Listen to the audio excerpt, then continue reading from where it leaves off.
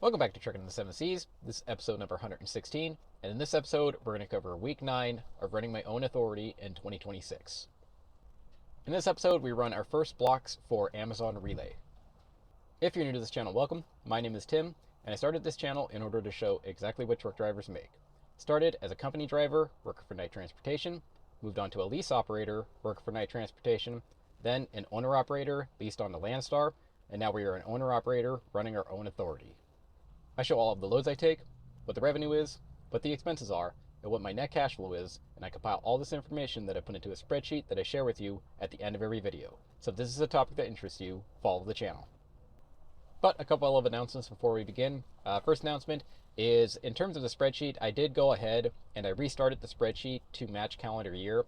So we're going to cover technically week 9 this week because it is the 9th week of 2026. So I'm just going to cover 2026 this year. Last year was primarily 2025, and now since 2025 is over, I've reset the spreadsheet and our calculations based on just 2026. So now we're going to start in calendar year 2026.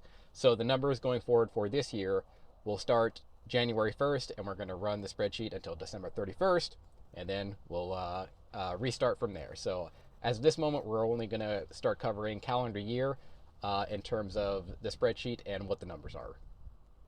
And second announcement is I'm planning on heading over to the Midwest next week. So we're currently in Fontana, California, and going to try to find a load probably on Monday or Tuesday, depending on how things go, and head out to the Midwest. So that's the plan going forward. We're going to head out to the Midwest, and I'm probably going to stay in the Midwest till maybe October or something like that. So currently in Fontana, and planning on heading to the Midwest next week. But last episode, we left off in Las Vegas, Nevada. So I finally got access to the Amazon Relay blocks, and they looked pretty decent. So I booked basically an entire week of blocks in this episode. So the previous week, I got access to Amazon Relay blocks.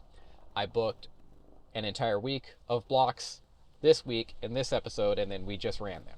So I booked an entire week's blocks. It was 3 blocks total. I started on Sunday. They last 37 hours, or effectively 2 days. So I did Sunday, Monday, took a day off, just kind of rest and recuperate. I probably won't do that every time, but for this first go of the blocks, I went ahead and just booked 2 on, 1 off, 2 on, 1 off sort of thing. So Sunday, Monday, I booked a block, took Tuesday off, Wednesday, Thursday, booked blocks, took Friday off, and then Saturday, Sunday, I booked another block. So that's the schedule I did this week just to test things out. And I was in Las Vegas, so I went ahead and just booked some Las Vegas runs. Vegas does not pay the highest in terms of blocks, but that's just sort of where I was, and I'm like, all right, let's just book a week of blocks here in Vegas, test it out, see how I like it, and if things are good, if it seems to be rolling well. My plan was to head out to Minneapolis, and Minneapolis consistently has the highest paying blocks, so that is where I was planning on running for this summer, effectively. Okay, so I went ahead and booked a week's worth of blocks in Vegas, and the first block I got was on Sunday. So as a reminder, blocks, they're just basically 2 days where you sign up, and you basically you do whatever Amazon tells you to do for basically 2 days. So 37 hours, that basically equates to 2 days. You're on for about 13 and a half hours. You take a 10-hour break wherever you happen to be, and then they will get you back to your original starting point 13 and a half hours later. Okay, so in my case, I started in Vegas, and then I ended up getting this series of loads kind of right here. I'll put it right here. And this is just a screenshot. I'm going to kind of try to fit it right here. Of the blocks that I ran, or the loads that I ran in my first block. So as you can see, I did a 03 run. So it started at Sunday, March 1st, 03, and went to Monday, March 2nd, 11:48. That's a little bit less than 37 hours of running. So yeah, a little bit less, which is good by me. And I have the windows cracked right now, so if you hear a little bit of wind, that's going to come into play later. But it's windy right now. Foreshadowing. Anyways, so yeah, started in Las Vegas, Nevada, picked up at VGT2, and these are the runs I made. I will tell you, 1 to 2 is a local Las Vegas run, so VGT2 to VGT5, local, local Vegas, VGT5 to DLV7, local, DLV7, LAS7 local, LAS7, LAS2 local, and then LAS2 to PHX6 was Phoenix. So basically did 5 local drops, just moving trailers around Vegas basically. And then they finally dispatched me on a load going from LAS to Phoenix. So did that one, and then got to Phoenix, slept in Phoenix for the night. And then after I woke up the next day, I did some more Phoenix running. So now we're on 6 to 7. Mouse just died. There it goes. PHX6 to KPHX is another local Phoenix run.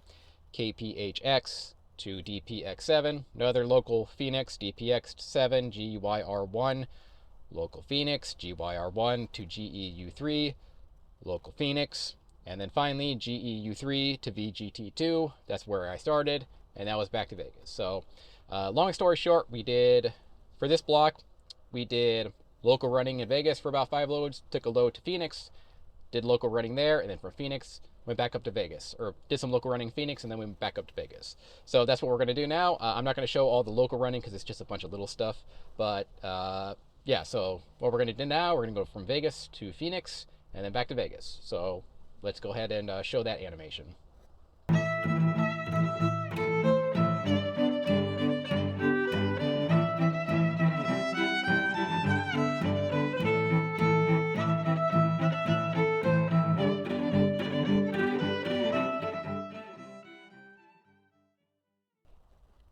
Okay, so after that Vegas to Phoenix to Vegas block I ran, I then just took a day off, just took a day off. Basically, I didn't know how difficult or how kind of strenuous the blocks were going to be, and I didn't figure, I could have run them right in a row, but I'm like, I'm just going to do 2 blocks, or do a block, take a day off, and just kind of see how it goes for these Vegas runs anyway. When I'm in Minneapolis, I'll probably start running them more consecutively, but this is what I did just for just testing things out is all I'm doing with these Vegas blocks, okay? So I completed that one, took a day off, then Wednesday roll around, and I got another block, which is right here. Now for this one, the mileage is incorrect for some reason. I think, so what you're seeing, by the way, is just the Amazon Relay screenshot. I'm just screenshotting it to show you all of the loads. And you can see it says 607 miles right there at 306 per mile. That's not correct. There's about 280 miles missing on this thing. I don't know what happened. I'm guessing it has something to do with this Jufang special load right there. That's kind of screwing things up. It's roughly 260 miles off. It's actually 280, so I'm not sure what's going on here. But basically, it's not 607 miles, it's 880 miles. So what it actually paid, and I'll just bring it up right here. This one actually was 882 miles, paid $1,858 at $2.11 per mile. Yeah, again, I don't know why I was off. It must have something to do with that. Canceled one right there, but it's off a little bit. But I did calculate the fuel surcharge, and the fuel surcharge was correct. It was for 880 miles rather than 607, so whatever. All right, yeah, and then as far as this one goes, they actually had me change, the schedule got changed up quite a bit. Originally, I was going from Vegas to Santa Clarita to Oxnard to Los Angeles, back to Vegas. Then I was going from Vegas to Ontario, doing a bunch of local runs there, and then back to Vegas. And then finally, this is the actual run I got. So take it from the top. First 1 through 2, LAS7 to DLV2, local Las Vegas run. DLV2, VGT5, local Las Vegas run, VGT5, LGV6. So that one is Riverside. So that one grabbed a load in Las Vegas and then went to Riverside, then dropped it. Spent the night in Riverside. Woke up the next morning, picked up a load in Riverside, and then dropped it in POC3, which is Jurupa Valley. Just doing some local runs around the Ontario, Fontana, Riverside area is what these are. And then POC3, GYR2, is another one going to Phoenix, specifically Goodyear. So went from, excuse me, I went from POC3, which is Jurupa Valley, took it over to Phoenix, dropped it there, woke up the next morning, and then finally 9 through 10, the last one, went from GYR2 in Goodyear back to Las Vegas, Nevada. Okay, and then that canceled one there. That was part of the original running I was going to do. It won't go away, and I'm guessing that's why it's screwing up my mileage, if I had to take a guess here. But that's what's happened there. So basically on this route, we went from Vegas to Ontario to Goodyear to Vegas. So we did a proper triangle there. So let's go ahead and do that.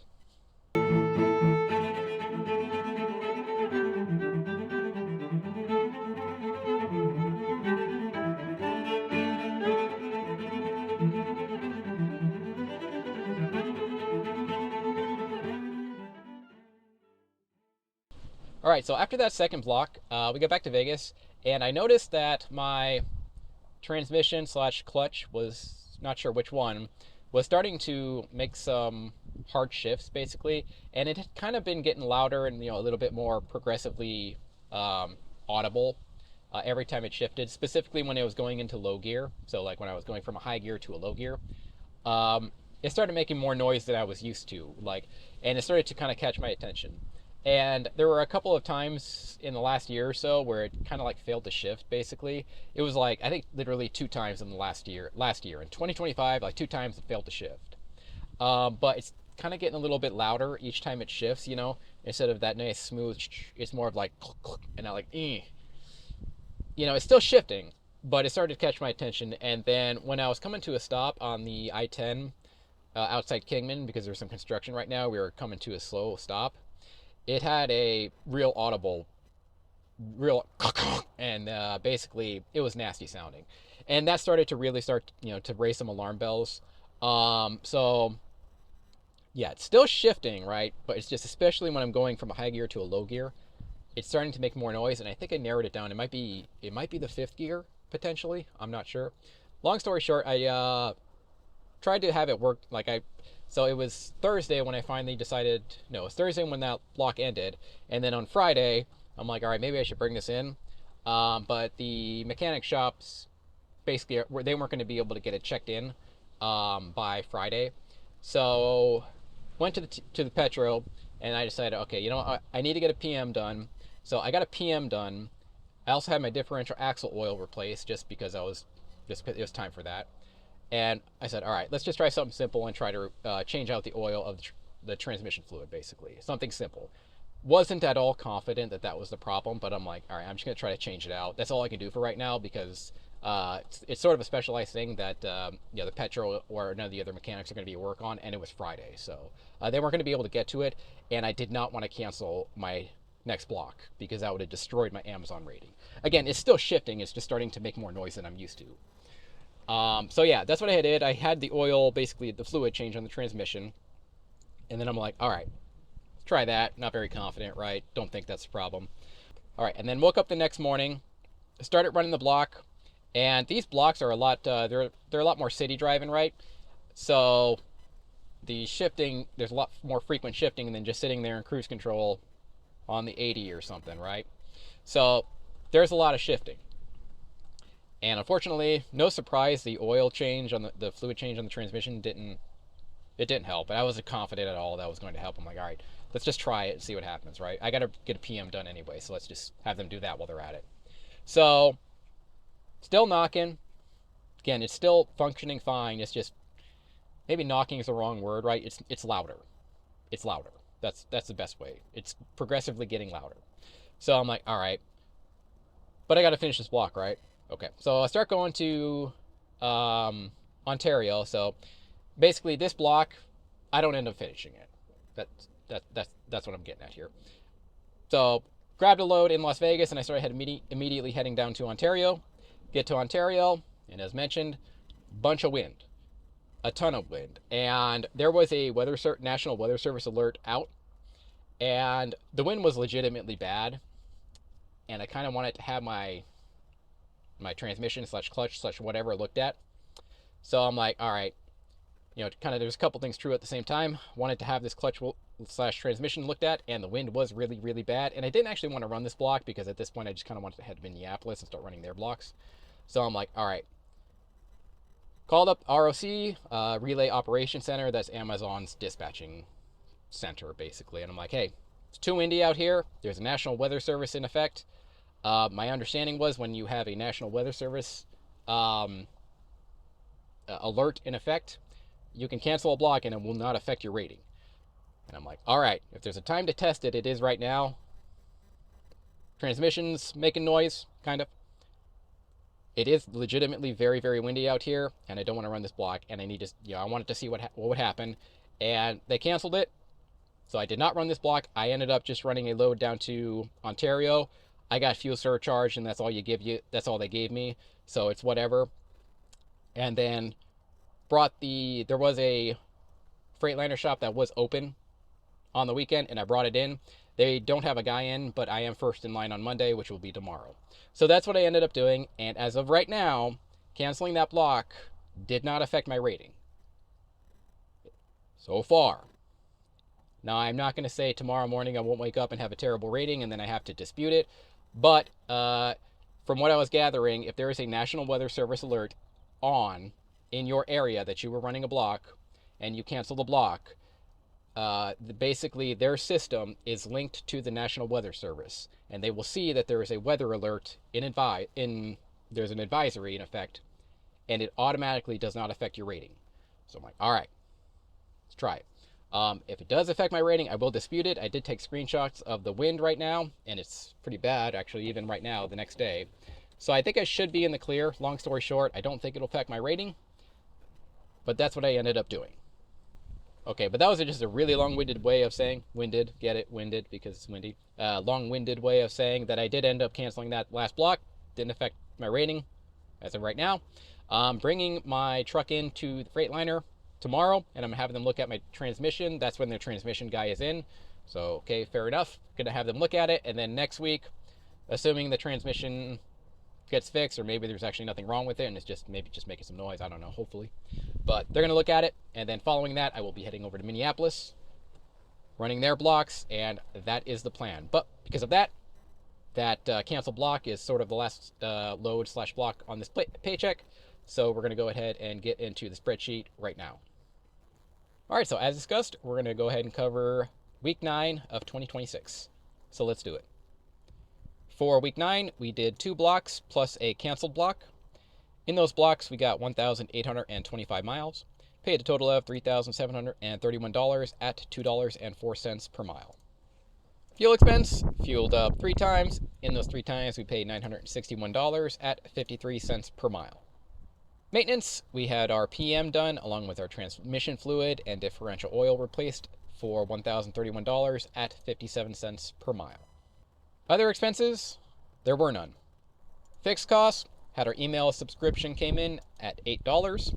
DAT and truck stop subscription came in at $169 and $42 respectively, for a total of $219 at 12 cents per mile.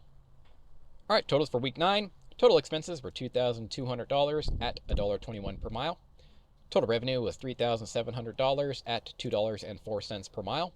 That brought our net settlement to $1,500 at 83 cents per mile. All right, caveats for week 9. There's quite a few of them. Obviously, ran 2 blocks, canceled 1. This was half speed week. Again, I took 2 days off, 1 day off, 2 days on, 1 day off because of the blocks. Just trying them out, seeing what they're like. So there was that, and then this canceled block right here. So I started the block in Vegas, went down to Ontario, a lot of wind, but no thank you, canceled it, and then they only gave me the fuel surcharge is what they got. So that's where that number is coming from, $106, 44 cents per mile, 242 miles. I only got the fuel surcharge for it, nothing else. And I'm not even gonna dispute it. Like, if they just don't destroy my rating for that one, fine, fair enough. So there's that. Overall, not too bad of a basically tester week. Just testing these blocks out, seeing how they're going. Vegas is not the highest paying run, but that's where I was, so that's where I just ran a tester week. If you minus this, what do you get? Yeah, if you minus this, pay $229 per mile. Okay, 1,500 miles. So there's that. But yeah, there's loads, 2.5 loads basically. So there's that. And then fuel expense, boy, speaking of fuel, so this was before the Middle East thing started to come. I have to choose my words carefully so this video doesn't get like demonetized or something, so I'm going to say the Middle East thing. I'm sure you know what I'm talking about right now, but you have to talk like a child on YouTube because YouTube. So anyways, this was before the Middle East thing came about. I think we're all kind of watching the fuel price just go like this. Not like this, not like this, like this right now. So that's going to be a problem, and I am most certainly going to get out of California and the West Coast as soon as possible. That's a big part of the reason. Like, it's just too expensive here. And even without, this was before the fuel price started to go up. And so it's too expensive out here. So definitely going to start moving east from here. Sorry, the wind is getting in my hair. my hair all screwed up. What little hair I have left is screwed up. But yeah, there's the oil, or the fuel oil price going up right there. And then the card fee, whenever I fund my card, there's a 2% fee. I'm going to let you guys figure out what the math is. 2.95% fee. That should tell you how much I fuel my card up on any given point, so you can figure that one out for yourself. And then DEF, yeah, pretty standard. So fuel price, this is pre-Middle East problem going on. And then maintenance expense, yeah, as already mentioned, PM, trans, and differential oil replacement, $1,000, 57 cents per mile. Got my PM done, so there's that. Other expenses, nada. So it's like 2 weeks in a row I haven't had any other expenses. They do come up though, I promise you.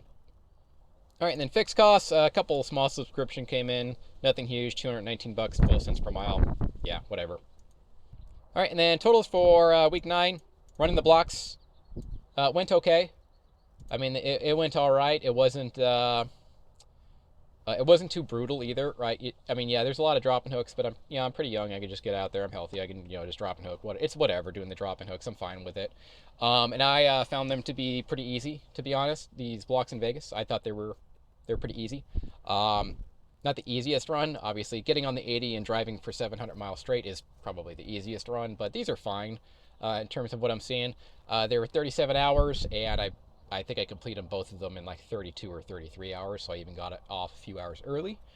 Very interesting. But yeah, there is week 9 of running my own authority in 2026. Let's go ahead and go into the overalls now. All right, totals for 2026. We have driven a total of 9,400 miles. Total expenses has been $16,000 at $1.71 per mile, and that is my cost per mile. Total revenue has been $18,000 at $1.94 per mile. That brings our total profit loss to $2,195 at 23 cents per mile, and all of these loads are power only. Averages and other information. Average weekly paycheck is $200. Average weekly miles is 1,100 miles. Total fuel cost has been $5,000 at 56 cents per mile. Total maintenance cost has been $1,600 at 18 cents per mile. Total revenue has been $18,000 at $2,200 per week. Total deadhead has been 800 miles at 9% of total mileage. We have been employed 56 days or 8 weeks, taken 30 days off, 26 days on duty, 36 total loads at an average load length of 262 miles. If we had a theoretical $500 per week truck payment, we would have made negative $1,800 at negative 19 cents per mile. All right, yeah, so there's the overalls. They're not too relevant or reflective right now. Again, take some time off during January and February. That's sort of my time off period. Take time off around March. I head to the Midwest, and then from basically March to around October, I take very, very few days off. So I just take large blocks of time off in January, February. Generally speaking, the market in January and February is trash, and the weather is also trash, so that's why I choose to do this. I get right now that the market in the Midwest during this time period has been very good, so that decision to take time off is looking pretty foolish right now, but that is not normal. Yeah, so that is not normal, but it is a very, very good sign, and it's one of the reasons why I'm so optimistic for 2026. I think things can look up. However, I do have this transmission/clutch issue, probably transmission issue I'm looking into right now. It's definitely going to cost me a little bit to get it fixed. I have no doubt about that. I don't know how much, but it's going to be painful, I'm sure. But bringing it in Monday, and then the transmission guy's going to look at it.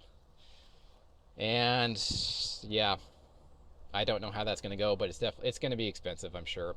There's nothing necessarily, like, it's still working right, but I'm just starting to hear it more and more and more, and it's starting to kind of, when I'm coming to a stop and shifting specifically into 5th gear, it's really making a lot of noise. Not a lot, well, I shouldn't say a lot of noise. It's just making more noise than it was previously, and it seems to get louder. It seems to be getting louder and louder. So maybe it's a precaution. Maybe he'll just look at it and says, yeah, it's getting a little worn, but it's still okay, in which case, good. I'll just keep running it. But we'll see. Yeah, we'll see what happens. But yeah, got the transmission issue coming, and we'll see how it goes. Yeah, as far as these averages go, I mean, there's nothing to say right now. It's too small of a sample size to really go over, so I'm not even going to touch that. And then just, again, going over the week 9, it went fine. It went fine. So if you canceled out, again, if you canceled out that block right there that I canceled, 229 per mile. And then looking at the Minneapolis runs, you know what? Let's go ahead and bring them up right now. I'll show you what I'm looking at. Yeah, so this is what I'm looking at on these Minneapolis runs. So if you book an entire week, it pays a little bit more. I didn't do that out here in Vegas because, again, I was just sort of, taking a day off in between just to see what they were like, basically. But looking at these Minneapolis runs, Vegas was about 1,500, and these ones in Minneapolis, like the lowest one right now is 1,800, and that's way out there. Looking at this one, okay, that's 2,300, 2,100, 1,900, 2,000, they're averaging about 2,000, I would say. And you run 2 or 3 blocks. If you book an entire week, they're going to run you 2 or 3 blocks. So I don't know how many. Say average, probably 2.5. Not sure, but this is what I'm looking at. So that looks really good. Minneapolis is consistently one of the highest in the country, so that's why I was going to head out there. And the weather's great, and I like it out there, and it's flat, and there's not that much traffic because it's kind of an island city. Like, there's no city nearby Minneapolis, so the traffic once you get outside Minneapolis is really good. So anyways, a lot of reasons to head out there, and that's what I'm planning on doing, and that's what we're looking at. So if you were to add, say, roughly $500 to these blocks right here, so let's go 2366, and then let's add 500 to this one, so 2400, whatever, close enough. It gets pretty nice, right? I mean, that would be an estimate for the Minneapolis blocks, somewhere between $2.50 to $3 per mile. This one's really good, but something along those lines. And that's what I'm looking at, and that's why I've decided to pursue these, because they seem like they're pretty damn decent. I know Amazon's got a bad reputation, probably duly, it's deserved. But when I look at the blocks and I just look at the math, I go, that's okay. I think that's totally fine, right? And I think Amazon itself, like if you look at the EOP violations, right, Amazon is like through the roof in terms of like how many they're getting. And I think that's having an effect because I got these emails a couple weeks ago saying they were starting to increase the standards on your FMCSA rating. So if your FMCSA rating, what is it? If your vehicle out of service is 50% or below, they cut you off. And then if your driver out of service is 35% or below, they also cut you off. So basically, if you get too many, for instance, ELP out of service violations, they cut you off.